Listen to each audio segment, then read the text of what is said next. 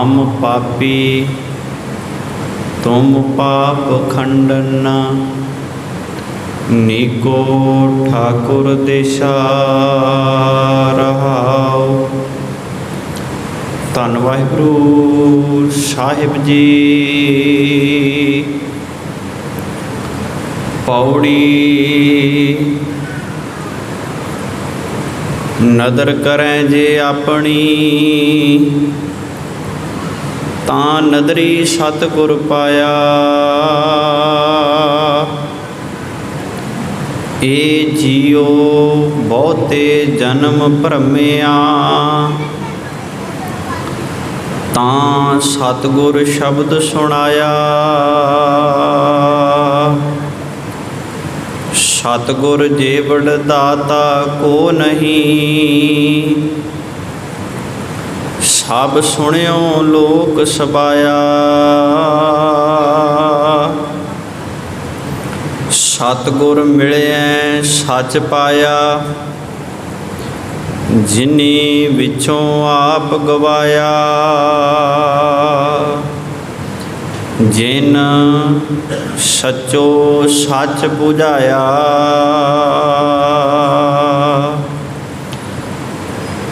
सतगुर जेवड़ दाता को नहीं, सब सुनियो लोक सबाया। सतगुर मिले सच पाया, जिनी विचों आप गवाया। जिन सचो सच बुझाया।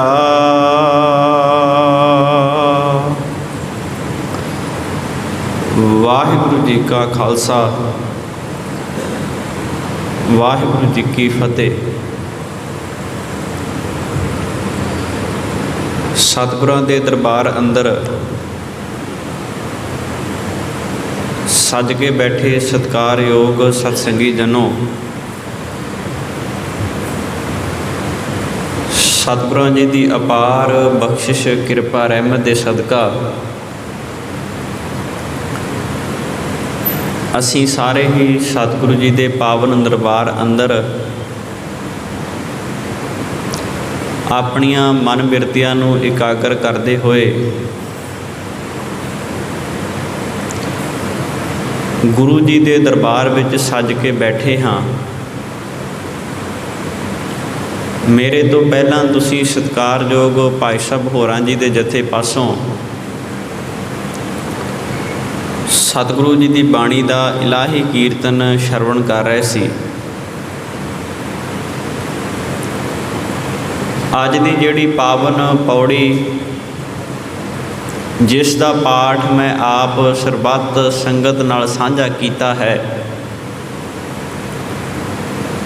ये पावन पौड़ी सिख धर्म के बानी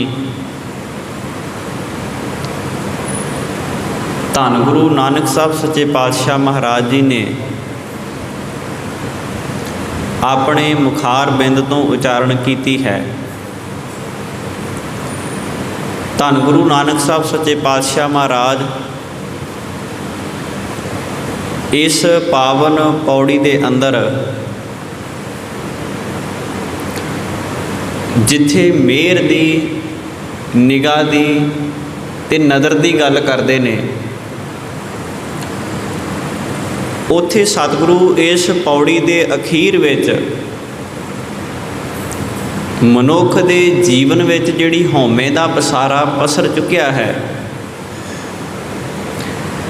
सतगुरु उस हौमे के पसारे के बारे, उस हौमे के खिला के बारे साडे नाल विचार साझे करते हैं। हौमे बंदे के जीवन में एक बहुत वड्डा रोग है, जिहड़ा मनुख के जीवन नूं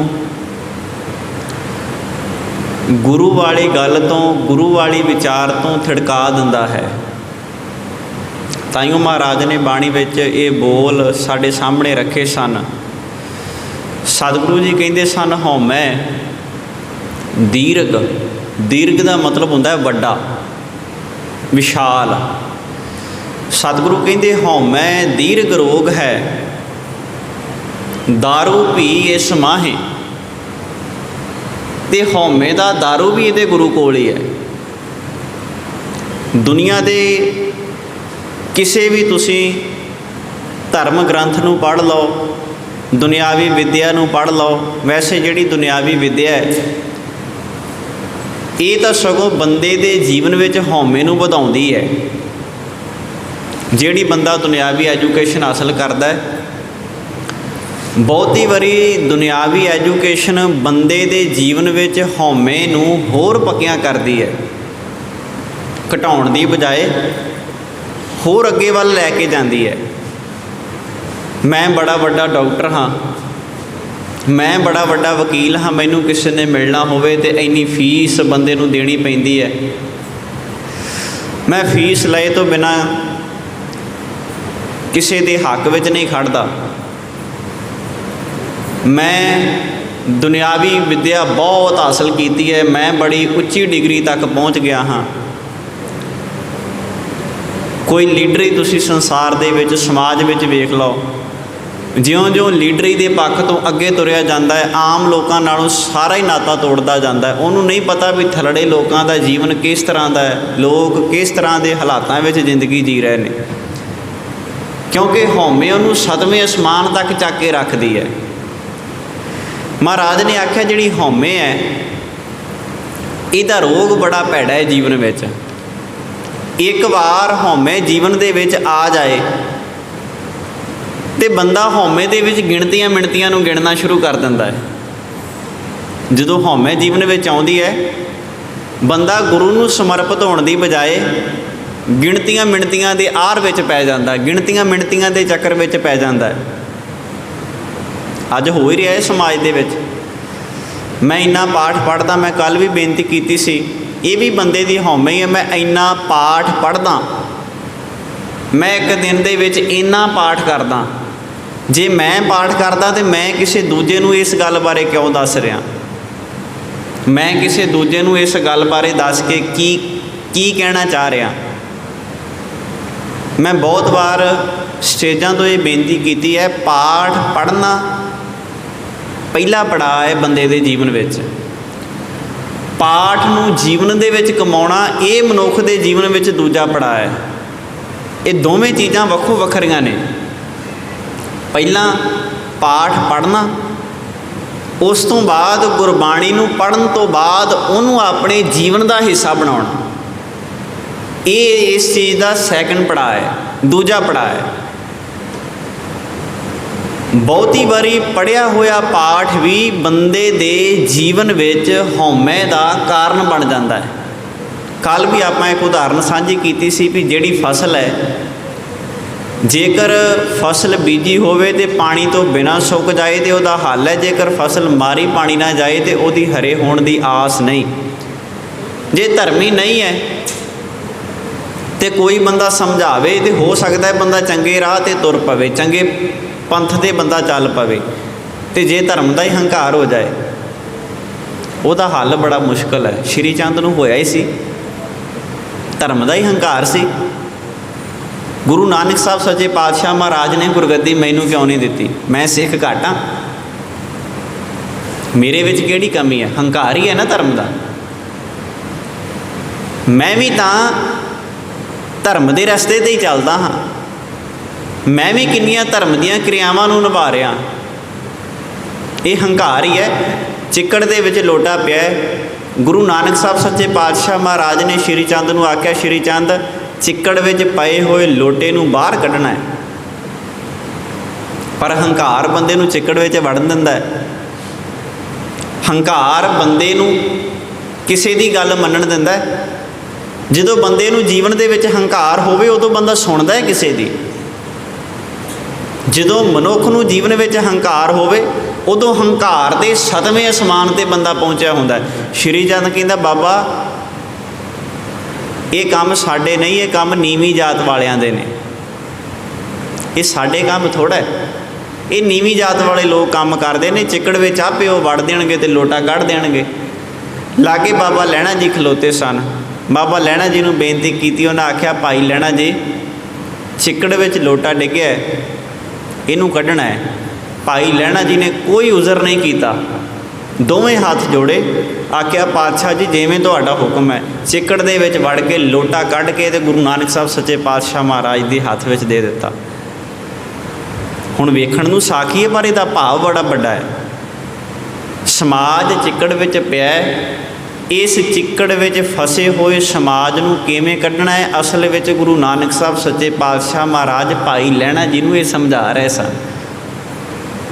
समाज चिक्कड़ विच पिया है, चिक्कड़ काहदा इस दुनिया विच। रोज़ असीं बाणी पढ़दे हां, सतगुरु बाणी विच कहिंदे ने पंकज मोह अगे की है जी, पंकज मोह अगे की है, पग नहीं चल है, हम देखा तह डूबी वाले। समाज में काहदा चिक्कड़ है भला, मोह का चिक्कड़। अच्छा जे तो कल्ला पानी होवे ते बंदा पानी में थोड़ा जा सौखा तुर पैंदा है, ते जो चिक्कड़ होवे ते चिक्कड़ में तुरना किते सौखा ही है। चिक्कड़ पैरां नूं खिच के रखदा है ते पैर बंदे नूं चिक्कड़ अगे नहीं पुट्टण दिंदा। सतगुरु कहते इस मोह का चिक्कड़ पूरे संसार दे विच लगा होया है, मोह का चिक्कड़ है। एक होर मैं तुहाडी सुरत चमकौर की गढ़ी वाले पासे लैके जाना चाहुंदा, उस तो बाद असीं इस पौड़ी की विचार नूं जिहड़ा है वो आरंभ करते हैं। गुरु गोबिंद सिंह साहब सच्चे पातशाह महाराज चमकौर की गढ़ी दे विच ने, 40 सिख ने उन्हां दे नाल, सतगुरु दे नाल साजे हुए उन्होंने प्यारे, ते नाल उन्होंने 2 फरजंद, 2 पुत्र सन, बाबा अजीत सिंह ते बाबा जुझार सिंह। जिस वक्त 8 पोह का दिन चढ़िया, गुरु गोबिंद सिंह साहब सच्चे पातशाह महाराज 8 पोह के दिन चमकौर की बुधी चंद रावत की गढ़ी सी, जिथे आण के महाराज ने रात का टिकाणा किया सी। सतगुरु उस गढ़ी विच बैठे ने, वो उच्चा थां है, तो उच्चे थां ते गरीब नवाज गुरु गोबिंद सिंह साहब अपने सिखां दे नाल निवास करते हैं। किसी नूं नहीं पता भी अगे कित्थे जाना है, किसी नूं नहीं पता भी अगे किदां दे हालात आने ने, किसी नूं नहीं पता भी कल नूं सूरज चढ़ते सार असीं इस धरती ते रहना भी है कि इथों कूच कर जाना है। पर तां भी हर एक दे चेहरे ते खुशी है, हर एक दे चेहरे ते खड़ा है, हर कोई बंदा चढ़दी कला विच है, किसी का चेहरा मुरझाया नहीं, किसी नूं इस दुनिया नूं छड्ड के जाण दा दुख नहीं। दुख कदों बंदे नूं जीवन विच हुंदा है, जदों बंदे दे जीवन विच मोह दा चिक्कड़ होवे, जदों बंदा सोचे जे मैं चला गया तो मेरे तो बाद मेरे धीआं पुत्त की करनगे, जे मैं चला गया तो मैं जिहड़े काम कार करदा वो किद्दां होणगे, जे मैं इत्थों तुर गया तो मेरे धीआं पुत्रां दा की बनेगा। ये मोह दा चिक्कड़ है बंदे दा। काम कार बंदे ने करने ने संसार विच, पर इस मोह दे चिक्कड़ विच बंदे ने नहीं फसना। जिहड़े सतगुरु दे नाल उन्हां दे दुलारे चमकौर की गढ़ी विच ने, चढ़दी कला विच ने, किसी दे चेहरे ते कोई किसी तरह का सवाल नहीं, शिकायत नहीं, गिला नहीं, शिकवा नहीं। सारी रात गुरु गोबिंद सिंह साहब सच्चे पातशाह महाराज अपने सिखां दे नाल चमकौर की गढ़ी विच गलबात करते रहे। ते कवि अल्ला यार खां जोगी बड़ा प्रसिद्ध है, तो उन्हें अपनियां नज़मां विच लिखिया है, कहंदा चमकौर की गढ़ी विच रात नूं गुरु गोबिंद सिंह साहब सच्चे पातशाह महाराज नूं सिख कह रहे हैं, पातशाह जी इजाज़त दिओ, असीं दुश्मन दे चम नूं इन्हां नूं वक्खो वखरा कर देवांगे, दुश्मन दे चम तक उड़ा देंगे, तुसीं हुक्म करो एक बारी, तुसीं एक बारी आखो सही थापड़ा दो सानू। इन्ना जोश है उन्हां दे विच। 8 पोह का दिन चढ़दा है, बाहर संघनी धुंध पसरी हुई है, उस धुंध विच बाहरों अली अली दे जकारे फौजां छड्ड रहीआं ने। वजीर खान की फौज है, नवाब मलेरकोटला की फौज है, तो जिहड़े पहाड़ी राजे कदे गुरु गोबिंद सिंह साहब सच्चे पातशाह महाराज कोल फरियादी हुंदे सन ते कहिंदे सन सानू लाहौर दरबार तंग करदा, साडी सहायता करो। अज वो भी सारे पहाड़ी राजे एहसान फरामोश हो के चमकौर की गढ़ी के बाहर अली अली के जकारियां च शामिल होए। अज वो भी चमकौर की गढ़ी के बाहर वो वेला भालते ने कदों गुरु साढ़े सामने आवे ਤੇ ਕਦੋਂ ਗੁਰੂ ਸਾਹਿਬ 'ਤੇ ਅਸੀਂ ਵਾਰ ਕਰਕੇ ਤੇ ਉਹਨਾਂ ਨੂੰ ਮੌਤ ਦੇ ਘਾਟ ਉਤਾਰ ਦਈਏ। ਸਾਰੀ ਚਮਕੌਰ ਦੀ ਗੜੀ ਦੁਆਲੇ ਦੁਆਲੇ ਤੋਂ ਘੇਰੀ ਹੈ। 8 ਪੋਹ ਦਾ ਦਿਨ ਚੜ੍ਹਿਆ, ਸਤਿਗੁਰਾਂ ਨੇ ਪਹਿਲਾ ਜਥਾ 5 ਸਿੰਘਾਂ ਦਾ ਚਮਕੌਰ ਦੀ ਗੜੀ ਤੋਂ ਥੱਲੇ ਭੇਜਿਆ। ਜਦੋਂ 5 ਸਿੰਘਾਂ ਦਾ ਜਥਾ ਚਮਕੌਰ ਦੀ ਗੜੀ ਤੋਂ ਥੱਲੇ ਆਇਆ ਤੇ 5 ਸਿੰਘ ਲੜਦੇ ਲੜਦੇ ਸ਼ਹਾਦਤ ਦਾ ਜਾਮ ਪੀ ਗਏ। ਗੁਰੂ ਗੋਬਿੰਦ ਸਿੰਘ ਸਾਹਿਬ ਸੱਚੇ ਪਾਤਸ਼ਾਹ ਮਹਾਰਾਜ ਗੜੀ ਦੇ ਉੱਪਰ ਚੜ੍ਹ ਕੇ ਇਸ ਸਾਰੇ ਬਿਰਤਾਂਤ ਨੂੰ ਵੇਖ ਰਹੇ ਨੇ, ਸਾਰੇ ਕੌਤਕ ਨੂੰ ਵੇਖ ਰਹੇ ਨੇ। ਨਵਾਬ ਮਲੇਰਕੋਟਲਾ ਉਹਦਾ ਭਰਾ ਚਮਕੌਰ ਦੀ ਗੜੀ ਦੇ ਤਾਹ ਨੂੰ ਚੜ੍ਹ ਲੱਗਾ ਤੇ ਪਾਤਸ਼ਾਹ ਨੇ ਇੱਕ ਤੀਰ ਮਾਰਿਆ ਤੇ ਉਹਨੂੰ ਹੇਠਾਂ ਧਰਤੀ 'ਤੇ ਪੁੰਜੇ ਸੁੱਟ ਦਿੱਤਾ। ਉਹਨੂੰ ਚਮਕੌਰ ਦੀ ਗੜੀ 'ਤੇ ਨਾ ਚੜ੍ਹਨ ਦਿੱਤਾ। ਸਾਰਾ ਦਿਨ ਲੜਾਈ ਚੱਲਦੀ ਰਹੀ। 5 ਸਿੰਘਾਂ ਦੇ ਜਥੇ ਚਮਕੌਰ ਦੀ ਗੜੀ ਦੇ ਵਿੱਚੋਂ ਬਾਹਰ ਨੂੰ ਆਉਂਦੇ ਰਹੇ। ਸਾਰਾ ਦਿਨ ਗਹਿ ਗੱਚ ਲੜਾਈ ਹੋਈ। ਬਾਬਾ ਅਜੀਤ ਸਿੰਘ ਗੁਰੂ ਗੋਬਿੰਦ ਸਿੰਘ ਸਾਹਿਬ ਸੱਚੇ ਪਾਤਸ਼ਾਹ ਮਹਾਰਾਜ ਦੇ ਕੋਲ ਆਏ। ਸਤਿਗੁਰਾਂ ਨੂੰ ਆਣ ਕੇ ਬੇਨਤੀ ਕਰਨ ਲੱਗੇ, ਕਹਿੰਦੇ ਪਿਤਾ ਜੀ, ਗੁਰੂ ਜੀ, ਅਸੀਂ ਵੀ ਆਪਣੇ ਭਰਾਵਾਂ ਦੇ ਨਾਲ ਜਾਣਾ ਚਾਹੁੰਦੇ ਹਾਂ।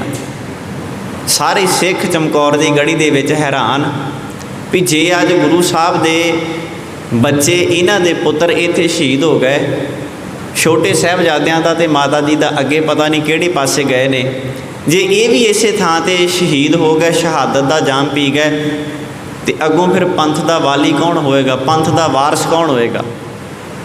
ਤੁਸੀਂ ਇੱਕ ਵਾਰੀ ਇਸ ਗੱਲ ਨੂੰ ਸੋਚ ਕੇ ਵੇਖੋ। ਜੇ ਕੋਈ ਦੁਨਿਆਵੀ ਬੰਦਾ ਹੁੰਦਾ ਤੇ ਕੀ ਕਰਦਾ? ਜੇ ਕੋਈ ਦੁਨਿਆਵੀ ਬੰਦਾ ਹੁੰਦਾ ਤੇ ਕੀ ਕਰਦਾ ਭਲਾ? ਜਿਹੜੇ ਬਗਾਨੇ ਸਨ ਉਹ ਅੱਗੇ ਤੋਰ ਦਿੱਤੇ ਜਾਂਦੇ ਤੇ ਆਪਣੇ ਰੱਖ ਲਏ ਜਾਂਦੇ। ਬਾਬਾ ਅਜੀਤ ਸਿੰਘ ਜਥੇ ਦੇ ਸਮੇਤ ਜਾਂਦੇ ਨੇ, ਚਮਕੌਰ ਦੀ ਗੜੀ ਦੇ ਬਾਹਰ ਜਾ ਕੇ ਸ਼ਹਾਦਤ ਦਾ ਜਾਮ ਪੀਂਦੇ ਨੇ। ਗੁਰੂ ਗੋਬਿੰਦ ਸਿੰਘ ਸਾਹਿਬ ਸੱਚੇ ਪਾਤਸ਼ਾਹ ਮਹਾਰਾਜ ਉੱਤੇ ਚੜ੍ਹੇ ਹੋਏ ਜਕਾਰਾ ਛੱਡਦੇ ਨੇ। ਇਹ ਚੜ੍ਹਦੀ ਕਲਾ ਹੈ ਸਿੱਖਾਂ ਦੀ। ਇਹ ਨਹੀਂ ਵੀ ਅੱਜ ਦੇ ਲੀਡਰਾਂ ਵਾਂਗੂ ਬਗਾਨੇ ਪੁੱਤ ਅੱਗੇ ਕਰਕੇ ਮਰਵਾ ਕੇ ਤੇ ਆਪ ਅਸੀਂ ਪਿੱਛੇ ਹੋ ਜਾਂਦੇ ਹਾਂ। ਅੱਜ ਇਹੋ ਕੁਝ ਹੀ ਚੱਲ ਰਿਹਾ ਹੈ ਨਾ। ਅੱਜ ਪੰਜਾਬ ਦੀ ਧਰਤੀ 'ਤੇ ਇਹੋ ਕੁਝ ਹੀ ਹੋ ਰਿਹਾ ਹੈ ਨਾ। ਬਗਾਨੇ ਪੁੱਤ ਅੱਗੇ ਕਰਕੇ ਉਹਨਾਂ ਦੀਆਂ ਸ਼ਹੀਦੀਆਂ ਕਰਵਾ ਕੇ ਤੇ ਆਪ ਪੰਜਾਬ ਦੇ ਬਹੁਤ ਸਾਰੇ ਐਸੇ ਬੰਦੇ ਨੇ ਜਿਹੜੇ ਗੱਦੀਆਂ ਬੜੇ ਆਨੰਦ ਦੇ ਨਾਲ ਮਾਣ ਰਹੇ ਨੇ। ਕਿੰਨੀਆਂ ਸ਼ਹਾਦਤਾਂ ਅਸੀਂ ਦਿੱਤੀਆਂ, ਉਸ ਤੋਂ ਬਾਅਦ ਬਣਿਆ ਕੀ? ਇਹ ਇੱਕ ਬੜੀ ਲੰਮੀ ਚੌੜੀ ਹਿਸਟਰੀ ਹੈ। ਮੈਨੂੰ ਥੋੜ੍ਹਾ ਜਿਹਾ ਇੱਕ ਹੋਰ ਪਿੱਛੇ ਵੱਲ ਜਾਣਾ ਚਾਹਾਂਗਾ। ਤੁਸੀਂ ਵੇਖੋ ਵੀ ਗੁਰੂ ਗੋਬਿੰਦ ਸਿੰਘ ਸਾਹਿਬ ਸੱਚੇ ਪਾਤਸ਼ਾਹ ਮਹਾਰਾਜ ਦੀ ਅਜ਼ਮਤ ਕਿੱਡੀ ਵੱਡੀ ਹੈ। ਚਮਕੌਰ ਦੀ ਗੜੀ ਦੇ ਉੱਤੇ ਖਲੋਤੇ ਨੇ, ਥੱਲੇ ਉਹਨਾਂ ਦੇ ਪੁੱਤ ਸ਼ਹੀਦ ਹੁੰਦੇ ਨੇ। ਜਦੋਂ ਬਾਬਾ ਜੁਝਾਰ ਸਿੰਘ ਦੀ ਵਾਰੀ ਆਈ ਤੇ ਭਾਈ ਦਇਆ ਸਿੰਘ ਕਹਿਣ ਲੱਗੇ, ਇੱਕ ਅੱਗੇ ਸ਼ਹੀਦ ਹੋ ਗਿਆ ਗੁਰੂ ਜੀ, ਤੁਹਾਡਾ ਇੱਕ ਅੱਗੇ ਪੁੱਤਰ ਸ਼ਹੀਦ ਹੋ ਗਿਆ, 2 ਛੋਟੇ ਸਾਹਿਬਜ਼ਾਦਿਆਂ ਦਾ ਜੇ ਪਤਾ ਨਹੀਂ ਵੀ ਕਿੱਥੇ ਨੇ, ਕਿੰਨਾ ਹਾਲਾਤਾਂ ਵਿੱਚ ਨੇ, ਕਿਹੜੇ ਵਿਖੜੇ ਹਾਲਾਤਾਂ ਦਾ ਉਹਨਾਂ ਨੂੰ ਸਾਹਮਣਾ ਕਰਨਾ ਪੈ ਰਿਹਾ ਹੈ। ਤੁਸੀਂ ਇੱਦਾਂ ਕਰੋ, ਆਪਣੇ ਇੱਕ ਪੁੱਤ ਨੂੰ ਬਚਾ ਲਓ, ਤੁਹਾਡੀ ਕੁਲ ਚੱਲਦੀ ਰਹੇਗੀ। ਬਚਾ ਲਓ ਤੁਸੀਂ ਇਹਨਾਂ ਨੂੰ, ਅੱਗੇ ਤੁਹਾਡੀ ਵੰਸ਼ ਚੱਲਦੀ ਰਹੇਗੀ। ਗੁਰੂ ਗੋਬਿੰਦ ਸਿੰਘ ਸਾਹਿਬ ਸੱਚੇ ਪਾਤਸ਼ਾਹ ਮਹਾਰਾਜ ਨੇ ਭਾਈ ਦਇਆ ਸਿੰਘ ਨੂੰ ਆਖਿਆ, ਦਇਆ ਸਿੰਘਾ, ਕਿਉਂ ਮੋਹ ਦੀਆਂ ਥੰਮੀਆਂ ਦਈ ਜਾਂਦਾ? ਜੇ ਅੱਜ ਮੈਂ ਇਸ ਗੜੀ ਦੇ ਵਿੱਚ ਆਪਣੇ ਪੁੱਤਰ ਬਚਾ ਲਏ ਤੇ ਆਉਣ ਵਾਲੀਆਂ ਨਸਲਾਂ ਨੇ ਕਹਿਣਾ ਵੀ ਸਿੱਖ ਗੁਰੂ ਨੇ ਹੋਰ ਸਮਝੇ ਤੇ ਪੁੱਤ ਹੋਰ ਸਮਝੇ। ਗੁਰੂ ਨੇ ਸਿੱਖਾਂ ਦੇ ਪੁੱਤਾਂ ਦੇ ਵਿੱਚ ਫਰਕ ਪਾਇਆ। ਜੇ ਮੈਂ ਅੱਜ ਇੱਥੋਂ ਆਪਣੇ ਪੁੱਤਾਂ ਨੂੰ ਬਚਾ ਕੇ ਤੇ ਬਾਹਰ ਲੈ ਕੇ ਚਲਾ ਜਾਣਾ ਤੇ ਆਉਣ ਵਾਲੀਆਂ ਪੀੜ੍ਹੀਆਂ ਨੇ ਕਹਿਣਾ ਗੁਰੂ ਨੂੰ ਆਪਣੇ ਪੁੱਤਾਂ ਦਾ ਮੋਹ ਜਾਗਿਆ ਤੇ ਗੁਰੂ ਨੇ ਆਪਣੇ ਪੁੱਤ ਬਚਾ ਲਏ ਤੇ ਜਿਹੜੇ ਬਗਾਨੇ ਸਨ ਉਹਨਾਂ ਨੂੰ ਸ਼ਹਾਦਤ ਦੇਣ ਵਾਸਤੇ ਤੋਰ ਦਿੱਤਾ। ਮੈਨੂੰ ਮੋਹ ਦੀਆਂ ਥੰਮੀਆਂ ਨਾ ਦੇ, ਮੈਂ ਨਹੀਂ ਅੱਜ ਇਹਨਾਂ ਮੋਹ ਦੀਆਂ ਥੰਮੀਆਂ ਦੇ ਵਿੱਚ ਆਉਣਾ। ਮੈਂ ਨਹੀਂ ਇਹਨਾਂ ਮੋਹ ਦੀਆਂ ਥੰਮੀਆਂ ਨੂੰ ਆਪਣੇ ਜੀਵਨ ਦੇ ਵਿੱਚ ਹਾਵੀ ਹੋਣ ਦਿੰਦਾ। ਛੱਡ ਦੇ ਤੂੰ ਇਹਨਾਂ ਸਾਰੀਆਂ ਮੋਹ ਦੀਆਂ ਥੰਮੀਆਂ ਨੂੰ। ਤੇ ਗੁਰੂ ਗੋਬਿੰਦ ਸਿੰਘ ਸਾਹਿਬ ਸੱਚੇ ਪਾਤਸ਼ਾਹ ਮਹਾਰਾਜ ਦਾ ਦੂਜਾ ਸਾਹਿਬਜ਼ਾਦਾ ਚਮਕੌਰ ਦੀ ਗੜੀ ਵਿੱਚੋਂ ਜਥਾ ਲੈ ਕੇ ਆਉਂਦਾ ਹੈ ਤੇ ਬਾਹਰ ਆਣ ਕੇ ਲੜਦਿਆਂ ਹੋਇਆਂ ਸ਼ਹਾਦਤ ਦਾ ਜਾਮ ਪੀਂਦਾ ਹੈ। ਤੇ ਗੁਰੂ ਗੋਬਿੰਦ ਸਿੰਘ ਸਾਹਿਬ ਸੱਚੇ ਪਾਤਸ਼ਾਹ ਮਹਾਰਾਜ ਅਕਾਲ ਪੁਰਖ ਦਾ ਸ਼ੁਕਰਾਨਾ ਕਰਦੇ ਨੇ ਤੇ ਹੱਥ ਜੋੜ ਕੇ ਬੇਨਤੀ ਕਰਦੇ ਨੇ, ਸ਼ੁਕਰ ਹੈ ਅੱਜ ਤੁਸੀਂ ਮੇਰੇ ਜੀਵਨ ਦੇ ਵਿੱਚ ਮੋਹ ਨੂੰ ਹਾਵੀ ਨਹੀਂ ਹੋਣ ਦਿੱਤਾ। ਜੇ ਅੱਜ ਮੋਹ ਹਾਵੀ ਹੋ ਜਾਂਦਾ ਤੇ ਆਉਣ ਵਾਲੀਆਂ ਪੀੜ੍ਹੀਆਂ ਨੇ ਇਤਿਹਾਸ ਨੂੰ ਹੋਰ ਤਰੀਕੇ ਦੇ ਨਾਲ ਪੜ੍ਹਨਾ ਸੀ। ਉਹਨਾਂ ਆਖਣਾ ਸੀ ਗੁਰੂ ਨੇ ਸਿੱਖ ਹੋਰ ਸਮਝੇ ਤੇ ਪੁੱਤ ਹੋਰ ਸਮਝੇ। ਤੇ ਇਸ ਚੀਜ਼ ਨੂੰ ਤੁਲਨਾ ਕਦੀ ਕਰਕੇ ਵੇਖੋ ਜਿਹਨੂੰ ਲੋਕ ਭਗਵਾਨ ਮੰਨਦੇ ਨੇ। ਰਾਮਚੰਦਰ 14 ਸਾਲ ਦਾ ਬਨਵਾਸ ਕੱਟਣ ਵਾਸਤੇ ਗਿਆ ਸੀ, ਭਰਾ ਵੀ ਉਹਦਾ ਨਾਲ ਸੀ ਤੇ ਉਹਦੀ ਪਤਨੀ ਵੀ ਨਾਲ ਸੀ। ਤੇ ਉਹਨਾਂ ਦੇ ਮੁਤਾਬਕ ਲਿਖਿਆ ਵੀ ਜਦੋਂ ਰਾਮਚੰਦਰ ਅਯੁੱਧਿਆ ਤੋਂ ਬਾਅਦ ਵਾਪਸ ਬਨਵਾਸ ਕੱਟਣ ਵਾਸਤੇ ਜਾ ਰਿਹਾ ਸੀ ਨਾ, ਤੇ ਜਿੰਨਾ ਚਿਰ ਰਾਮਚੰਦਰ ਦੇ ਪਿਤਾ ਨੂੰ ਰਾਮਚੰਦਰ ਅੱਖਾਂ ਦੇ ਨਾਲ ਵਿਖਾਈ ਦਿੰਦਾ ਰਿਹਾ। ਉਹਨਾਂ ਚਿਰ ਰਾਮਚੰਦਰ ਉਹਨਾਂ ਨੂੰ ਵੇਖਦਾ, ਉਹਨਾਂ ਚਿਰ ਰਾਮਚੰਦਰ ਦਾ ਪਿਤਾ ਉਹਨਾਂ ਨੂੰ ਵੇਖਦਾ ਰਿਹਾ। ਜਦੋਂ ਰਾਮਚੰਦਰ ਅੱਖਾਂ ਨਾਲ ਦਿਸਣਾ ਬੰਦ ਹੋ ਗਿਆ ਤਾਂ ਉਹਦੇ ਪਿਤਾ ਨੇ ਆਪਣੇ ਮਹਿਲ ਤੋਂ ਚੜ੍ਹੇ ਹੋਏ ਨੇ ਥੱਲੇ ਛਾਲ ਮਾਰ ਕੇ ਤੇ ਆਤਮ ਹੱਤਿਆ ਕਰ ਲਈ। ਮੈਂ ਆਪਣੇ ਪੁੱਤ ਦੇ ਇਸ ਦੁੱਖ ਨੂੰ ਸਹਾਰ ਨਹੀਂ ਸਕਦਾ। ਤੇ ਦੁਨੀਆ ਦੇ ਲੋਕ ਉਸ ਰਾਮਚੰਦਰ ਨੂੰ ਭਗਵਾਨ ਮੰਨਦੇ ਨੇ, ਉਹਦੇ ਨਾਂ ਦੇ ਜਕਾਰੇ ਲਾਉਂਦੇ ਨੇ। ਪਰ ਤੁਸੀਂ ਅਜਮਤ ਵੇਖੋ, ਗੁਰੂ ਗੋਬਿੰਦ ਸਿੰਘ ਸਾਹਿਬ ਸੱਚੇ ਪਾਤਸ਼ਾਹ ਮਹਾਰਾਜ ਦੀ ਅੱਖਾਂ ਦੇ ਸਾਹਮਣੇ 2 ਪੁੱਤਰ ਸ਼ਹੀਦ ਹੋ ਰਹੇ ਨੇ, ਤਾਂ ਵੀ ਰੱਬ ਨੂੰ ਕੋਈ ਸ਼ਿਕਵਾ ਨਹੀਂ, ਤਾਂ ਵੀ ਰੱਬ ਨੂੰ ਕੋਈ ਗਿਲਾ ਨਹੀਂ, ਤਾਂ ਵੀ ਰੱਬ ਨੂੰ ਕੋਈ ਉਲਾਮਾ ਨਹੀਂ, ਤਾਂ ਵੀ ਰੱਬ ਨੂੰ ਕੋਈ ਮਿਹਣਾ ਨਹੀਂ ਵੀ ਸਾਡੇ ਨਾਲ ਮਾੜਾ ਕੀਤਾ। ਤਾਂ ਵੀ ਬਾਣੀ ਦੀ ਇਸ ਪੰਕਤੀ ਨੂੰ ਉਹਨਾਂ ਨੇ ਆਧਾਰ ਬਣਾਇਆ, ਤੀਰਾ ਕੀਤਾ ਜਾਤੋ ਨਾਹੀ ਮੈਨੂੰ ਜੋਗ ਕੀ ਤੋਈ। ਮੇਰਾ ਕੀ ਹੈ? ਸਾਰਾ ਕੁਝ ਤੇਰਾ ਹੀ ਹੈ। ਮੇਰਾ ਮੁਝ ਮੈਂ ਕਿਛ ਨਹੀਂ, ਜੋ ਕਿਛ ਹੈ ਸੋ ਤੇਰਾ। ਸਾਰੀਆਂ ਚੀਜ਼ਾਂ ਤੇਰੀਆਂ ਨੇ, ਮੇਰਾ ਮੇਰੇ ਕੋਲ ਕੀ ਹੈ? ਸਾਹ ਮੇਰੇ ਨੇ, ਇਹ ਵੀ ਤਾਂ ਮੈਨੂੰ ਤੂੰ ਹੀ ਦਿੱਤੇ ਨੇ। ਜਿੰਦ ਮੇਰੀ ਹੈ, ਇਹ ਵੀ ਮੈਨੂੰ ਤੂੰ ਹੀ ਦਿੱਤੀ ਹੈ। ਮੇਰਾ ਮੇਰੇ ਵਿੱਚ ਕੁਝ ਨਹੀਂ, ਸਾਰਾ ਕੁਝ ਵਾਹਿਗੁਰੂ ਜੀ ਤੁਹਾਡਾ ਦਿੱਤਾ ਹੋਇਆ, ਸਾਰੀ ਕਿਰਪਾ ਹੀ ਤੁਹਾਡੀ ਹੈ। ਇਸੇ ਕਰਕੇ ਸਤਿਗੁਰੂ ਨੇ ਆਖਿਆ ਜਿਹੜਾ ਮੋਹ ਦਾ ਚਿੱਕੜ ਹੈ ਨਾ, ਇਹਨੂੰ ਤੂੰ ਆਪਣੇ ਜੀਵਨ ਦੇ ਵਿੱਚ ਹਾਵੀ ਨਹੀਂ ਹੋਣ ਦੇਣਾ। ਕੰਮਕਾਰ ਤੂੰ ਦੁਨੀਆ ਦੇ ਵਿੱਚ ਕਰਨੇ ਨੇ। ਪੰਕਜ ਮੋਹ ਪਾਕ ਨਹੀਂ ਚਾਲੈ, ਹਮ ਦੇਖਾਂ ਤਹਿ ਡੁੱਬੀ ਅਲੇ ਮਨ ਏਕ ਨਾ ਚੇਤਸ। ਤੂੰ ਇੱਕ ਨੂੰ ਚੇਤੇ ਨਹੀਂ ਕਰਦਾ। ਕਿਉਂ ਨਹੀਂ ਚੇਤੇ ਕਰਦਾ? ਅੱਗੇ ਮਹਾਰਾਜ ਨੇ ਇਸ ਗੱਲ ਦਾ ਜਵਾਬ ਦਿੱਤਾ, ਕਹਿੰਦੇ ਮੂੜ ਮਨਾ, ਤੂੰ ਮੂੜ ਬਣ ਕੇ ਬੈਠਾ ਹੈ, ਤੇਰੀ ਮੱਤ ਬੜੀ ਖੋਟੀ ਹੈ। ਤੂੰ ਆਪਣੀ ਖੋਟੀ ਮੱਤ ਕਰਕੇ ਚੇਤੇ ਹੀ ਨਹੀਂ ਕਰ ਸਕਿਆ ਉਹਨੂੰ ਹੁਣ ਤੱਕ। ਗੁਰੂ ਤੈਨੂੰ ਕਹਿੰਦਾ ਹੈ ਆ ਭਾਈ ਗੁਰੂ ਦੀ ਬਾਣੀ ਪੜ੍ਹ, ਤੂੰ ਆਪਣੀ ਖੋਟੀ ਮੱਤ ਕਰਕੇ ਕਹਿਣਾ ਕੀ ਫਾਇਦਾ ਹੋਏਗਾ, ਰੱਬ ਨੇ ਪਤਾ ਨਹੀਂ ਕਿਰਪਾ ਕਰਨੀ ਹੈ ਕਿ ਨਹੀਂ ਕਰਨੀ, ਪਤਾ ਨਹੀਂ ਰੱਬ ਸਾਡੇ ਵੱਲ ਨਜ਼ਰ ਕਰੇਗਾ ਕਿ ਨਹੀਂ ਕਰੇਗਾ। ਬੰਦੇ ਦੇ ਗਿਲੇ ਸ਼ਿਕਵੇ ਨੇ ਨਾ, ਉਲਾਮੇ ਨੇ। ਅੱਜ ਦੀ ਇਸ ਪੌੜੀ ਵਿੱਚ ਧੰਨ ਗੁਰੂ ਨਾਨਕ ਸਾਹਿਬ ਸੱਚੇ ਪਾਤਸ਼ਾਹ ਮਹਾਰਾਜ ਬੇਨਤੀ ਕਰਦੇ ਨੇ, ਕਹਿੰਦੇ ਨਦਰ ਕਰੈ ਜੇ ਆਪਣੀ, ਜੇ ਕਿਤੇ ਤੂੰ ਸੱਚੀ ਆਪਣੀ ਨਦਰ ਗੁਰੂ ਵੱਲ ਕਰ ਰਵੇਂ, ਮੂੰਹ ਆਪਣਾ ਤੂੰ ਗੁਰੂ ਵੱਲ ਕਰ ਰਵੇਂ।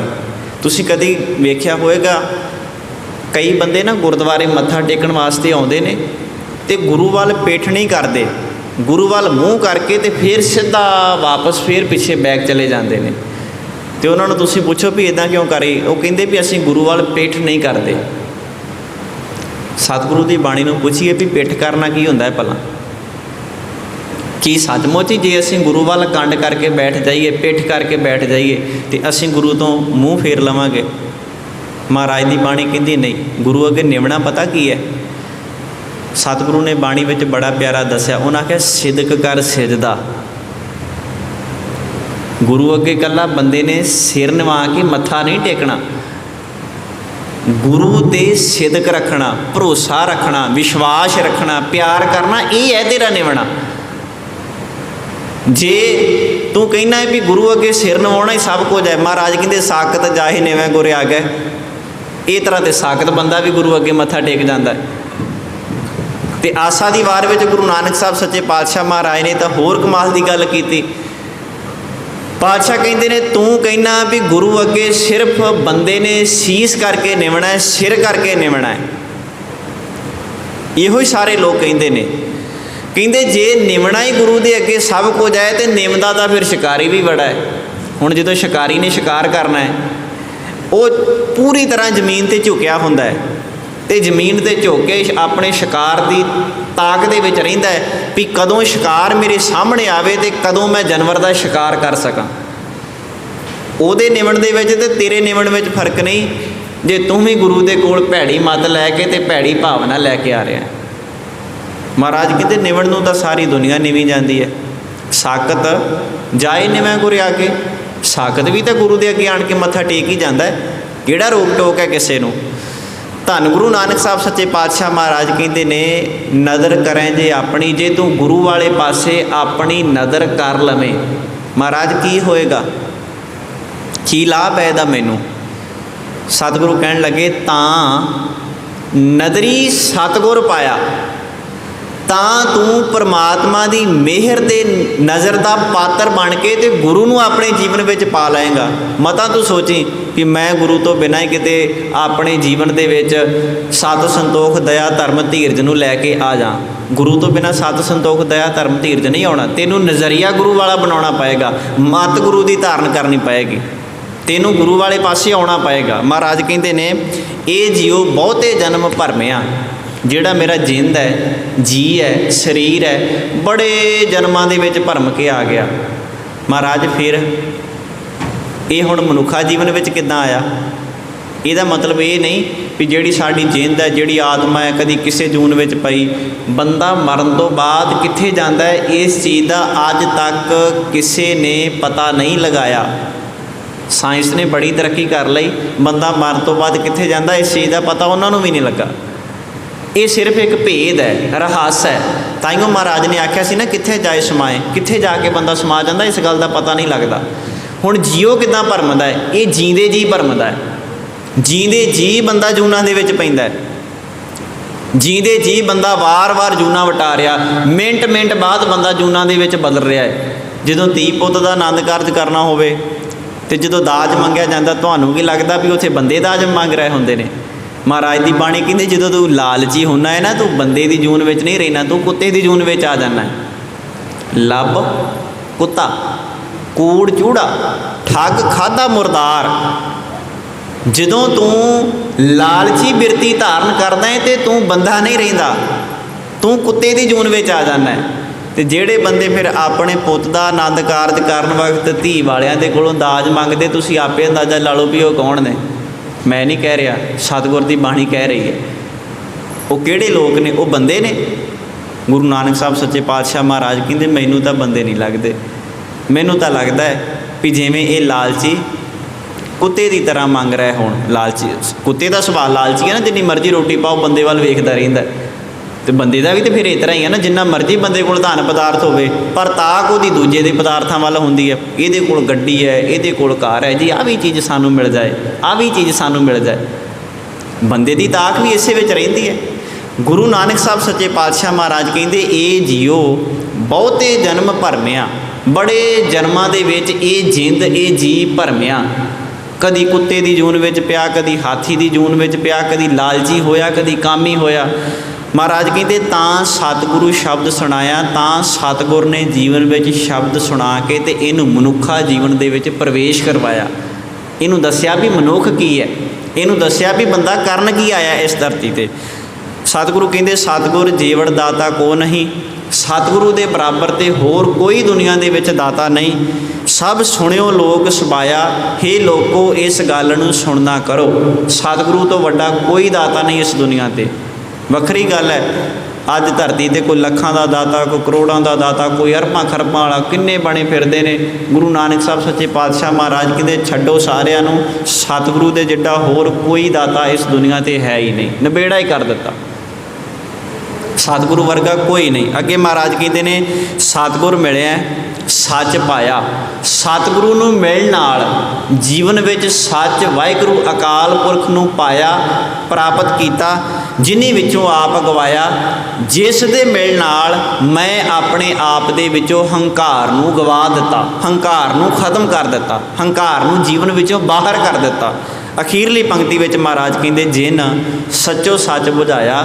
ਜਿਸ ਪਰਮਾਤਮਾ ਨੇ ਹੰਕਾਰ ਜੀਵਨ ਵਿੱਚੋਂ ਬਾਹਰ ਕੱਢ ਕੇ ਗੁਰੂ ਵਾਲੀ ਸਮਝ ਮੇਰੇ ਜੀਵਨ ਵਿੱਚ ਦਿੱਤੀ ਹੈ, ਸਤਿਗੁਰੂ ਕਹਿੰਦੇ ਮੈਂ ਐਸੇ ਦਾਤੇ ਨੂੰ, ਮੈਂ ਐਸੇ ਗੁਰੂ ਨੂੰ ਨਮਸਕਾਰ ਕਰਦਾ ਹਾਂ ਜਿਨੇ ਮੈਨੂੰ ਜੀਵਨ ਵਿੱਚ ਮੇਰੇ ਜੀਵਨ ਦਾ ਸਹੀ ਰਸਤਾ, ਮੇਰੇ ਜੀਵਨ ਦਾ ਸਹੀ ਪੰਧ, ਮੇਰੇ ਜੀਵਨ ਦਾ ਸਹੀ ਮਾਰਗ ਮੈਨੂੰ ਸਮਝਾਇਆ ਤੇ ਸਿੱਧੇ ਰਾਹ 'ਤੇ ਪਾਇਆ। ਸਮੁੱਚੀ ਪੌੜੀ ਦਾ ਭਾਵ ਇਹ ਹੈ ਵੀ ਅਸੀਂ ਆਪਣੇ ਜੀਵਨ ਦੇ ਵਿੱਚੋਂ ਹੰਕਾਰ ਨੂੰ ਬਾਹਰ ਕੱਢ ਕੇ, ਮੋਹ ਦੇ ਚਿੱਕੜ ਨੂੰ ਤਿਆਗ ਕੇ ਆਪਣੇ ਜੀਵਨ ਦੇ ਵਿੱਚ ਗੁਰੂ ਨੂੰ ਲੈ ਕੇ ਆਈਏ। ਜਿੱਦਣ ਗੁਰੂ ਸਾਡੇ ਜੀਵਨ ਵਿੱਚ ਆ ਗਿਆ ਉਦਣ ਫਿਰ ਸਾਡੇ ਗੁਰੂ ਨਾਲ ਸਵਾਲ, ਗਿਲੇ, ਸ਼ਿਕਵੇ, ਤਾਨੇ, ਮਿਹਣੇ ਸਾਰੀਆਂ ਚੀਜ਼ਾਂ ਮੁੱਕ ਜਾਣਗੀਆਂ। ਫਿਰ ਉੱਥੇ ਹੋਏਗਾ ਮੇਰਾ ਮੁਝ ਮੈਂ ਕਿਛ ਨਹੀਂ, ਜੋ ਕਿਛ ਹੈ ਸੋ ਤੇਰਾ। ਵਾਹਿਗੁਰੂ ਜੀ ਸਾਰਾ ਕੁਝ ਤੁਹਾਡਾ ਹੈ, ਮੇਰਾ ਤਾਂ ਇੱਥੇ ਹੈ ਹੀ ਕੱਖ ਨਹੀਂ। ਸੋ ਇਤਨੀਆਂ ਕੁ ਬੇਨਤੀਆਂ ਪ੍ਰਵਾਨ ਹੋਈਆਂ। ਬੇਅੰਤ ਪ੍ਰਕਾਰ ਦੀਆਂ ਭੁੱਲਾਂ ਚੁੱਕਾਂ ਦੀ ਖਿਮਾ, ਵਡਿਆਈ ਗੁਰੂ ਦੀ।